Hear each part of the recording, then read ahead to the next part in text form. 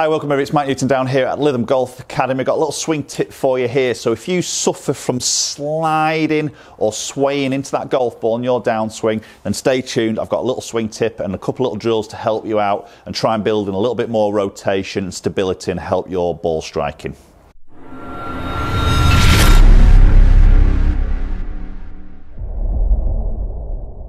So just before we jump into the video, if you haven't already subscribed, then please consider doing so. Hit the logo in the bottom right hand corner of the screen, MNG. Ring that bell, get notifications of any future videos that land on my channel. You'll be one of the very first to watch it.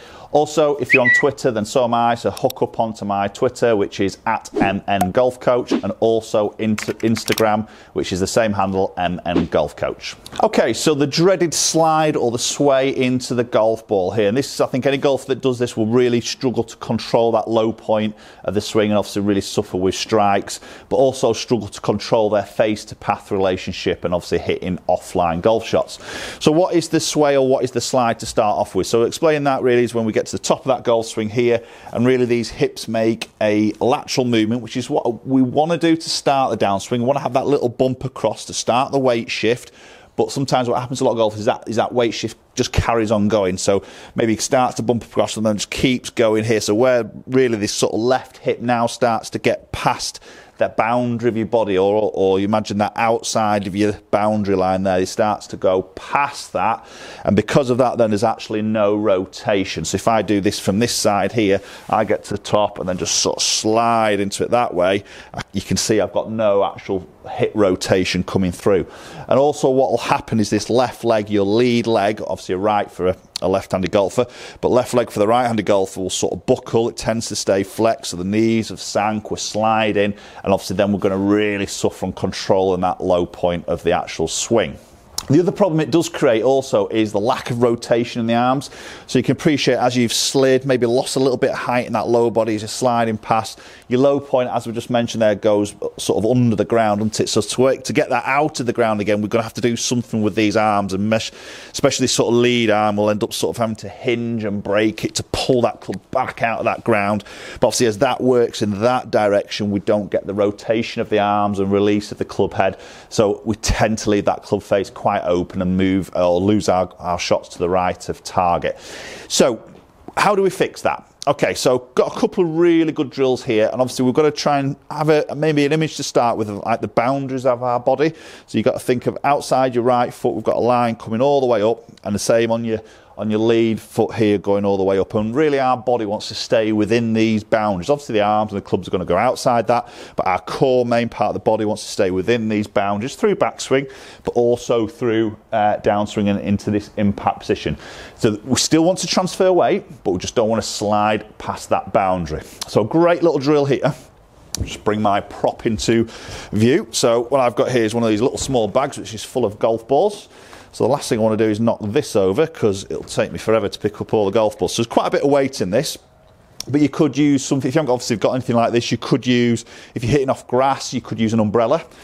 So stick an umbrella in the ground and getting your left foot sort of up to that umbrella, so that gives you a feel of this boundary of the line. Or if you're on a range, maybe an old club box, you know, the clubs get delivered in, you could cut that down so it's sort of waist high, and with it being square and obviously rectangular, you can just sort of sit that there, and obviously if you knock it, it's going to fall over. So you're going to get some instant feedback, and this is what this drill is all about, it's getting some instant sort of feedback. So what I'd like you to do is get into your sort of setup position here and just have that object, whether it's the umbrella, the box, or this little bag that I've got here, just outside left foot. So I'm giving myself a little tiny bit of room, and I'm going to make some practice swings first. So I'm going to work to the top of the swing, I'm going to come down, do some slow ones to get a feel. So I'm going to still shift my weight to my boundary of that lead leg, and I'm going to then start to turn, and obviously this left leg will start to straighten as I turn and rotate over into that finish position. Okay, so if I was to slide or break this left leg and left knee, I'm going to knock into that. I'm feeling that. I'm instantly knowing that's not right, and then I'm going to try and work on rotating. So I'm going to do some full swings first, up to the top and swing through, and obviously I'm just turning within that boundary. But you'll notice that as I'm doing that, I'm still transferring my body weight. So I'm not going to cheat. Right, I've not hit that bag there, and obviously sat on this back side, so I'm still going to transfer my body weight. And then what we'll do here is we'll put one into a golf ball. Okay, so setup's just on the outside of my foot there. That's a lovely strike.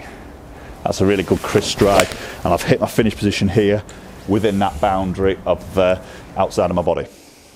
Okay, so great little tip there. A fantastic one to get some instant feedback and some visuals.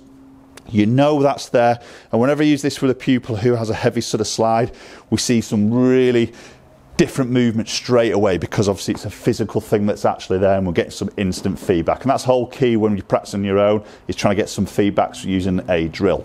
Take that one to the range. If you're a little bit of a slider or a sway into that golf ball, take this little drill to the range.